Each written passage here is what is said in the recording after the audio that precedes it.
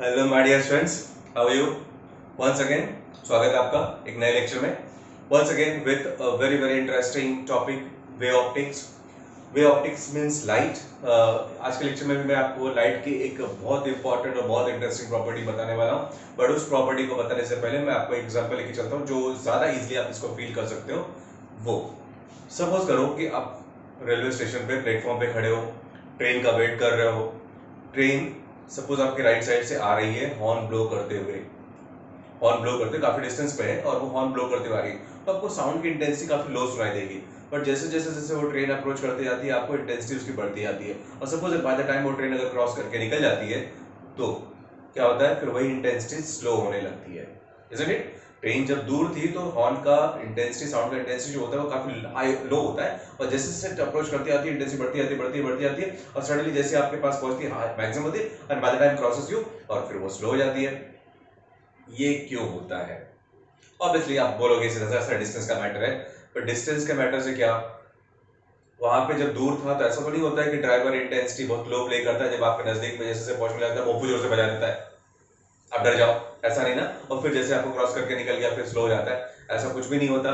जिस इंटेंसिटी के साथ साउंड लॉन्ग डिस्टेंस पे प्ले हो रहा था, उसी इंटेंसिटी के साथ साउंड नजदीक में भी प्ले होता है, वही सेम इंटेंसिटी आपको दूर जाने के बाद भी होता है। तो फिर ये जो वेरिएशन होता है, ये वेरिएशन क्यों स्लो होता है? ऑब्वियसली ये होता है बिकॉज ऑफ रिलेटिव मोशन। अगर दोनों की चीजें एक दूसरे से नजदीक जा रही हो या दूर जा रही हो तो वेरिएशन सुनाई देता है साउंड में। इसको बोलते हैं डॉपलर्स इफेक्ट। बच्चों यही सेम चीज होती है लाइट के केस में भी। अब आप बोलोगे लाइट सुनाई थोड़ा देती है, लाइट के केस में कैसे होगा? होता है।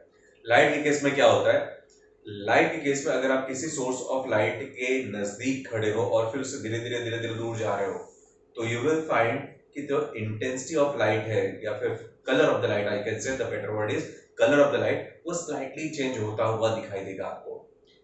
बट या फिर उसका उल्टा बोल लो कि अगर आप लॉन्ग डिस्टेंस से धीरे धीरे किसी सोर्स ऑफ लाइट के नजदीक आ रहे हो, तो आपको उस लाइट का कलर चेंज होता हुआ दिखाई देगा। अब ये जो कलर चेंज होता हुआ दिखाई देता है वो इतना इजीली नहीं दिखता है। साउंड और लाइट के केस में थोड़ा सा ये फर्क है कि साउंड के केस में डिस्टेंस कम भी रहेगा तो आपको बड़ी आसानी से ये डिफरेंस पता चल जाता है। बट लाइट के केस में ये डिस्टेंस बहुत ज्यादा होना चाहिए।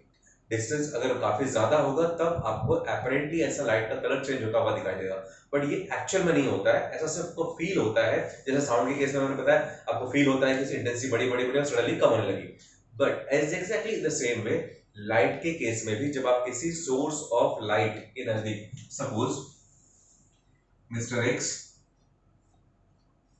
यहाँ पे खड़े हैं और यहाँ पे एक पोल है लाइट का, ठीक है, यहाँ पे लाइट लगी हुई है। अब अगर ये सोर्स ऑफ लाइट के बीच में अगर सपोज 2-4 किलोमीटर का डिस्टेंस सेपरेशन है और ये स्ट्रेट कंटिन्यूस के नजदीक आ रहा है, तो इसको दिखाई देगा कि colour of this light slightly changes.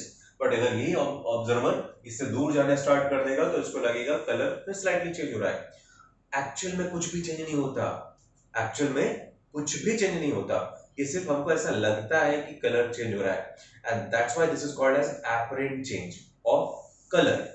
अब टेक्निकली क्योंकि हम साइंस के स्टूडेंट, हमको पता होना चाहिए कि कलर किस पे डिपेंड करता है। Colour of the light depends on wavelength. अगर मैं ये बोल रहा हूँ कि कलर चेंज हो रहा है, indirectly what I can say कि वेवलेंथ चेंज हो रहा है। बट वेवलेंथ क्यों चेंज होगा? मीडियम तो चेंज हुआ नहीं है, मीडियम तो वही है ना, तो मीडियम चेंज अगर वही है तो वेवलेंथ किससे होना चाहिए? एक्चुअल में वेवलेंथ नहीं चेंज होता है, जो चेंज होता है वो है फ्रीक्वेंसी। फ्रीक्वेंसी चेंज होने की वजह से वेवलेंथ चेंज होता हुआ आपको दिखाई देता है, और वेवलेंथ चेंज होने की वजह से आपको ऐसा लगता है कलर चेंज हो रहा है। तो एक्चुअल में इस पूरे सिस्टम को स्टडी किया साइंटिस्ट डॉपलर ने, और उसने नाम दे दिया इसको डॉपलर्स इफेक्ट। क्या बोलते हैं इसको? Doppler's effect. ये एक ऐसा इफेक्ट है जो आप साउंड और लाइट दोनों में देख सकते हो। इन अदर वर्ड्स में बोलूं टेक्निकली, तो आप लॉन्जिट्यूडनल वेव में भी और ट्रांसवर्स वेव में, दोनों के टाइप्स की वेव में ये इफेक्ट देखा जा सकता है। बट इसके पहले लास्ट लेक्चर में मैंने आपको बताया था polarisation of light. Polarisation of light एक ऐसी प्रॉपर्टी है जो सिर्फ ट्रांसवर्स वेव में ही होती है। Longitudinal waves can not be polarised. Okay, सोचना इसके बारे में क्यों कैसे। फिलहाल मैं अभी डॉपलर्स की बात कर रहा हूँ। तो डॉपलर्स इफेक्ट क्या है? जब आप किसी सोर्स ऑफ लाइट से नजदीक जाते हो या सोर्स ऑफ लाइट से दूर जाते हो तो ऐसा हमको अपरेंटली फील होता है कि कलर चेंज हो रहा है, बट एक्चुअल प्रैक्टिस में कलर नहीं चेंज होता, ना ही वेवलेंथ चेंज होती है। जो एक्चुअल में चेंज होने जैसा लगता है वो है term frequency of light. Obviously frequency अगर चेंज होगी तो वेवलेंथ चेंज होगा, क्योंकि आपको ये फॉर्मूला पता है, c equals to n lambda, where c is the velocity of light, frequency, wavelength। अब मीडियम चेंज नहीं हुआ है तो ऑब्वियसली ये दोनों तो चेंज नहीं होंगे, वेलोसिटी ऑफ लाइट भी वही रहेगी मीडियम की, वेवलेंथ भी वही रहेगा, बट डिस्टेंस की वजह से आपको ऐसा लगता है अपरेंटली फ्रीक्वेंसी चेंज हो रही है। अब फ्रीक्वेंसी चेंज होगी तो to maintain the product of, that is to maintain the velocity, product of frequency and wavelength should be same. और अगर आपको फ्रीक्वेंसी बढ़ती हुई दिखाई देगी तो ऑब्वियसली वेवलेंथ घटता हुआ दिखाई देगा, so that the product of the two remains constant. तो यही रीजन है। And this apparent change of frequency due to relative motion between source and observer is known as Doppler's effect। क्या बोलते हैं इसको? Doppler's effect। एक्चुअल प्रैक्टिस में कुछ भी नहीं होता। सो apparent change in frequency, apparent change in frequency of light due to relative motion between source and observer is known as Doppler's effect। Fine, बहुत सुंदर सा प्यारा सा इफेक्ट है ये डॉपलर्स इफेक्ट। मतलब आप खड़े हो और एक या तो सोर्स चल रहा हो, सोर्स आपसे दूर जा रहा हो, या आप सोर्स रुका हो, आप उससे दूर जा रहे हो, तो जैसे जैसे आप दूर जाओगे तो आपको लगेगा कि लाइट का कलर स्लाइटली चेंज होता हुआ दिखाई दे रहा है। जादू, बट ये कोई जादू नहीं है, ये सिंपल सा डॉपलर्स इफेक्ट है। जब हम किसी सोर्स ऑफ लाइट के नजदीक जाते हैं या उससे दूर जाते हैं तो आपको स्लाइटली कलर चेंज होता हुआ दिखाई देता है। This is basically because of change in frequency. मतलब जो एक्चुअल फ्रीक्वेंसी सोर्स से निकल रही होगी और जो आपको दिखाई दे रही होगी वो दोनों फ्रीक्वेंसीज चेंज होती जाती हैं। मतलब एक्चुअल तो फिक्स्ड है लेकिन आपको दिखाई देने वाली फ्रीक्वेंसी की वैल्यू चेंज होती जाती है। ठीक है, अब चेंज होती है तो कितनी चेंज होती है, कितना दिखाई देता है, ये सब कुछ डिपेंड करता है मोशन पे, कि आप सिर्फ नजदीक जा रहे हो या दूर जा रहे हो। तो फिलहाल हमारे सिलेबस में डेरिवेशन तो नहीं है उसका actually, but directly formula is there कि how to find out the apparent frequency, मतलब apparent frequency in the sense जो हमको दिखाई दे रही है और क्या एक्चुअल है। तो उनके बीच में एक मैथमेटिकल रिलेशन है। Through the certain experiment, obviously बहुत सारे एक्सपेरिमेंट्स करने के बाद डॉक्टर्स को कंक्लूजन मिला होगा, and this apparent frequency is given by, जो एपरेंट इन द सेंस जो आपको चेंज होके दिख रही है वो, the apparent frequency is given by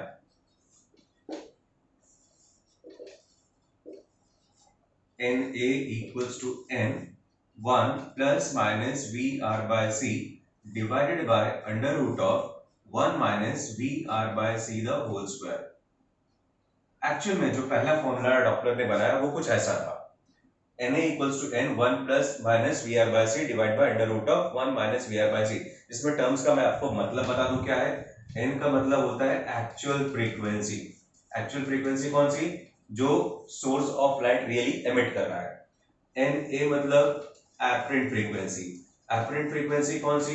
जो ऑब्जर्वर को दिख रही है, चाहे वो नजदीक जा रहा हो या फिर दूर जा रहा हो। C stands for velocity of light in air, जिसकी वैल्यू आपको पता है 3 into 10 power 8 मीटर पर सेकेंड, और VR is taken as relative velocity between source and observer। Relative velocity between source and observer, ये इसका एक्चुअल फॉर्मूला था।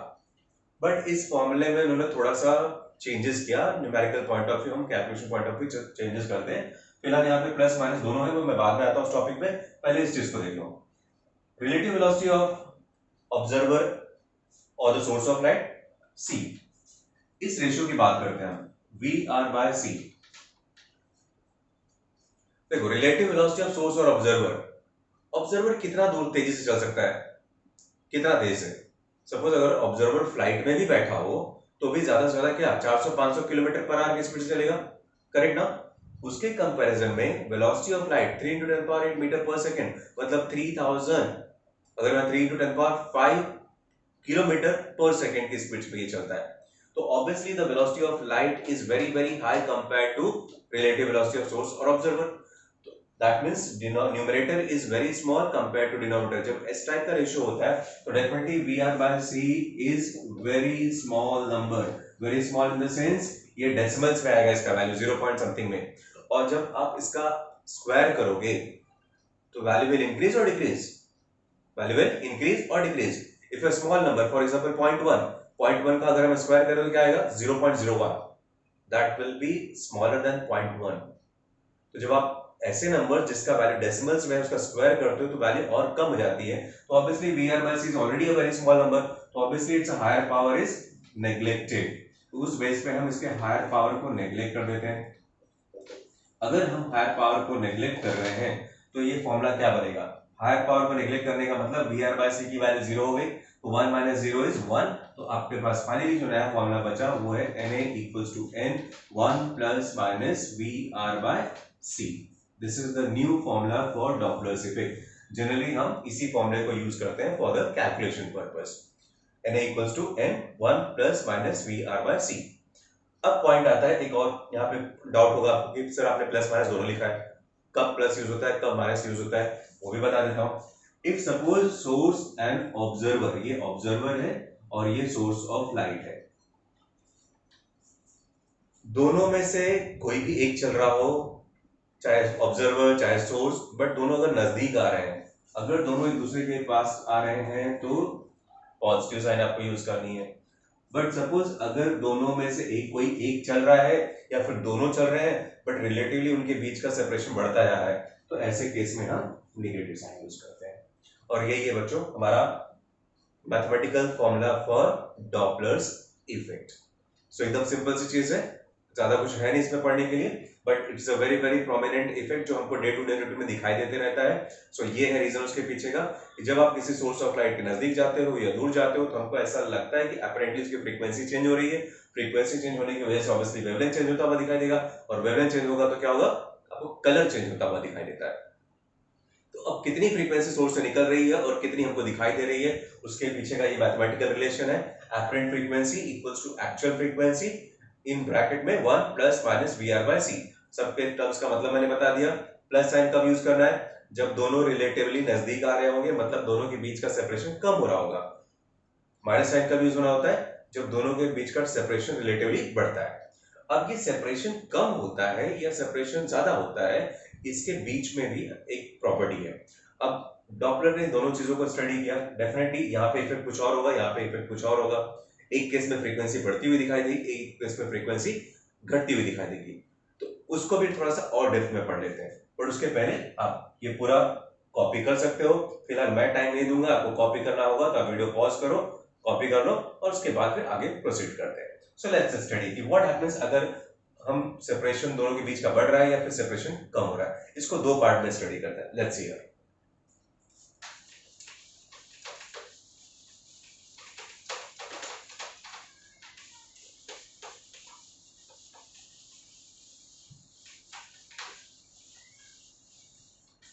अब हमारे पास फॉर्मूला है Na equals to n 1 plus minus v are by c.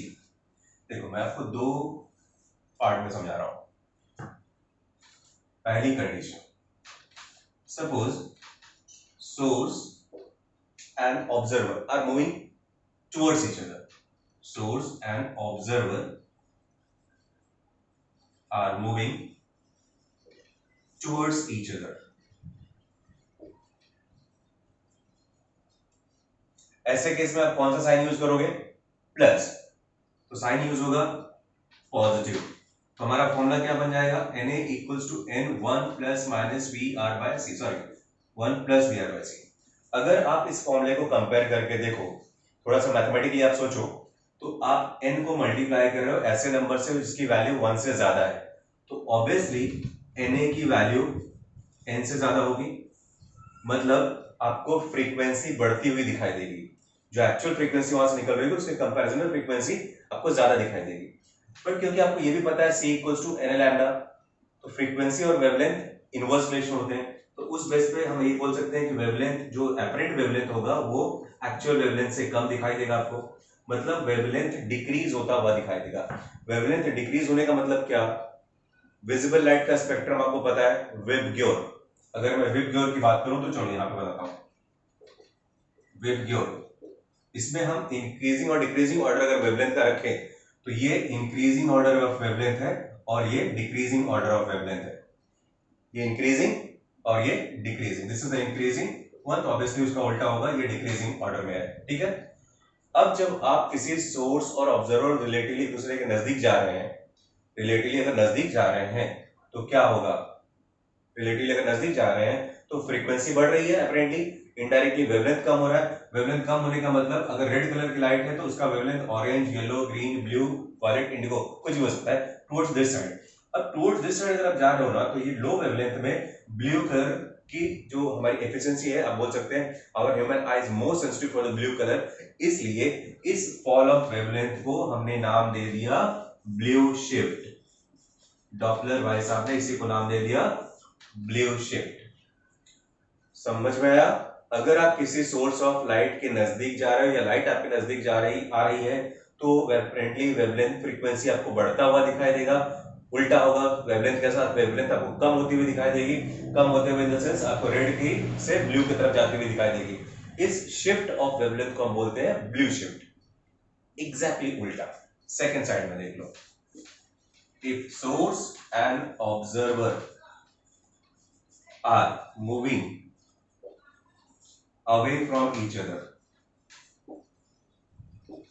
अगर ये दोनों एक दूसरे से दूर जा रहे होंगे तो आप कौन सा साइन यूज करोगे? यहाँ पे पॉजिटिव साइन यूज किया था, दूर जाते हैं तो हम निगेटिव साइन यूज करते हैं।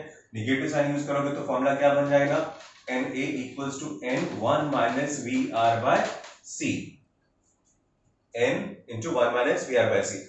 अब ये जो ब्रैकेट में नंबर है डेफिनेटली 1 माइनस समथिंग, मतलब आप एक ऐसे नंबर से मल्टीप्लाई कर रहे हो n को जिसकी वैल्यू 1 से कम है, तो ऑब्वियसली जो रिजल्ट आपको मिलेगा वो क्या होगा? Na ग्रेटर देन n आएगा, सॉरी लेस देन n आएगा। Na की वैल्यू n से भी कम हो जाएगी, मतलब एपरेंट फ्रीक्वेंसी एक्चुअल फ्रीक्वेंसी से कम होगी। वाइस वर्सा, इसका उल्टा क्या हो जाएगा? अगर मैं वेवलेंथ की बात करूं तो वेवलेंथ के साथ उल्टा होगा, जो एपरेंट वेवलेंथ है, जो मुझे कलर दिखाई देगा, वो wavelength compare to actual wavelength ज्यादा होगा, मतलब वेवलेंथ यहाँ पे बढ़ेगा। और अगर वेवलेंथ बढ़ेगा तो ये फ्लो होगा, वायलेट से रेड की तरफ जा सकता है, ऑरेंज की तरफ जा सकता है, येलो की तरफ जा सकता है, इस तरफ जा सकता है। और जब इस तरफ शिफ्ट होता है तो इस शिफ्ट को हमने नाम दे दिया red shift. This change of colour is called as red shift. ये दो पार्ट है इसके, डॉपलर इफेक्ट के बेस पे ही हम ब्लू शिफ्ट और रेड शिफ्ट को एक्सप्लेन कर सकते हैं। समझ में आ गया? एग्जैक्टली इसी का उल्टा है, सोर्स और ऑब्जर्वर के बीच का जब सेपरेशन बढ़ता है तो हम निगेटिव साइन यूज करते हैं। निगेटिव साइन यूज करोगे तो एपरेंट फ्रीक्वेंसी कम हो जाएगी, एपरेंट फ्रीक्वेंसी कम होगी तो वेवलेंथ बढ़ जाएगा, वेवलेंथ बढ़ेगा किसकी तरफ बढ़ेगा? रेड कलर की तरफ बढ़ेगा, रेड कलर की तरफ बढ़ेगा तो क्या होगा? That is red shift. उसी का एग्जैक्टली उल्टा होता है ब्लू शिफ्ट। बस यही है बच्चों डॉपलर्स इफेक्ट और इसके कुछ applications. Doppler's effect day to day routine में बहुत जगह पे यूटिलाइज होता है, बट जहां पे आप इसके एप्लीकेशंस देख सकते हो, डॉपलर्स आपने देखा होगा 2D इको मेडिकल फील्ड में यूज होता है। 2D echo that is totally based on Doppler's effect. एक स्पीड गन होती है ट्रैफिक पुलिस वालों के पास, वो देखते हैं दूर से आने वाली व्हीकल का ही पता लगा लेते हैं कि वो सामने से आने वाली स्पीड कितनी है, वो ओवर स्पीड तो नहीं जा रही है गाड़ी, वो सारा कुछ डॉपलर्स इफेक्ट पे ही बेस्ड होता है। हमारे पूरे प्लैनेट में बहुत सारे स्टार्स, पूरे यूनिवर्सल सिस्टम में बहुत सारे प्लैनेट्स हैं, स्टार्स हैं, कुछ आपके नजदीक आ रहे होते हैं, कुछ दूर जा रहे होते हैं। वो कौन सा प्लैनेट, कौन सा स्टार आपके नजदीक जा रहा है, कितनी स्पीड से आ रहा है, आपसे कितना दूर जा रहा है, ये सारी स्टडीज बच्चों सिर्फ और सिर्फ डॉपलर्स इफेक्ट पे डिपेंडेंट है। अगर डॉपलर्स इफेक्ट नहीं होता तो ये सारी चीजें हमको नहीं पता चलती, क्योंकि हम मीटर टेप लेकर तो जाते नहीं ना नापने के लिए, वो कितना दूर है हमसे, वो कितना नजदीक है, हमारे नजदीक आ रहा है या दूर जा रहा है, ये सारी चीजें हम स्टडी कर सकते हैं using Doppler's effect. So this was one of the very important and very interesting fact of light, and that is Doppler's effect. So hope आपको सारी चीजें समझ में आई होंगी, नहीं समझी होंगी, कुछ डाउट होगा, क्वेरीज होगा तो आप मुझे कमेंट कर सकते हो। और उसके पहले आप 2 से 3 बार, अगर नहीं एक बार में समझ में आया तो रिपीटेड मल्टीपल टाइम्स देखो, क्वेरीज है तो you can comment. Fine, so video जैसा फिर बार बार बोलता हूँ, फिर से बोल रहा हूँ, वीडियोस देखते रहो, पढ़ते रहो, and please subscribe. Okay, thank you.